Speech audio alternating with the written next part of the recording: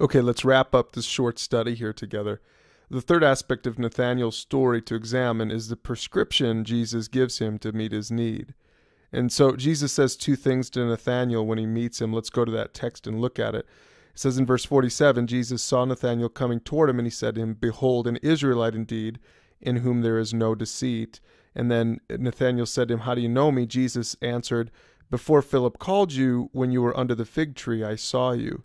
The author talks about these 2 points.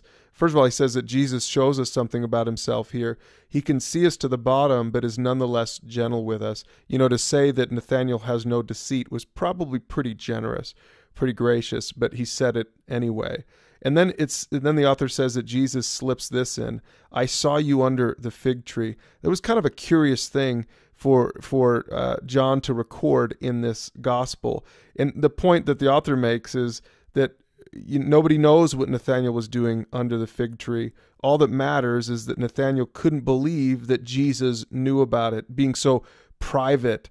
And yet, whatever was happening there, Nathanael recognized that Jesus saw him and knew him and understood him.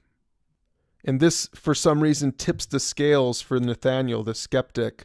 And I love what the author says about it then. Jesus says, "I like the fact that you expect to get reasons to believe in me. And I'll give you reasons because you're looking for them in good faith." And Jesus is not against people thinking. In fact, he's insisting that Nathanael do a little more thinking. The author goes on, he says, "Christianity is not a consumer good. You should only turn to it if it's true." You know, if you're watching these videos and reading this booklet and you're a skeptic, you know, maybe this book has won you over, or you want to investigate more, but you know, you should do it if you recognize the truth that you see in it. You should pursue truth. Back to the Bible, Jesus said to Nathanael, "Because I said to you, I saw you under the fig tree, that's why you believe." And then Jesus says, "You will see greater things than these." And here's what he says to finish up this passage. He says, "Truly, truly, I say to you, you will see heaven opened and the angels of God ascending and descending on the Son of Man." Now, that's a little confusing at first if you don't understand the context for that, so let me explain it. The author Keller explains this. See, he's referring to a well-known story from Jacob in the Old Testament. Jacob had this vision that there was this ladder where people could ascend and descend, that there was this pathway, that there was this gateway to God, into the presence of God, that there was some connection to God, and that's what everyone's looking for, right? And so Jesus said, "Listen, you were impressed by the fact that I saw you under the fig tree. Wait until you see what I really came for." And that's the point. The author goes on, he says, "See, when you first come to Jesus, you think, I'm probably not going to get answers to the big questions, but maybe he'll help me be a better person. Maybe he'll deal with my loneliness or some other problem." But when you actually find him, he's always far more than you ever imagined him to be. So Jacob has this vision, this dream, that somehow someday there will be a connection between heaven and earth, and there will be some way to get into the very presence of God. And here in this passage, Jesus makes the incredible claim that he is that way. He is the logos of the universe.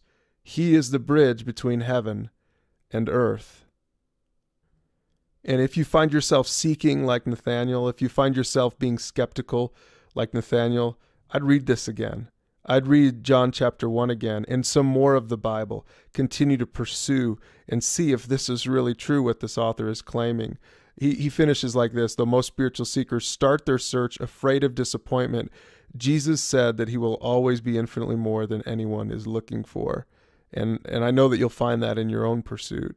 So the author finishes, and here's how we'll finish also. "So shed your prejudices and come look along with Nathanael.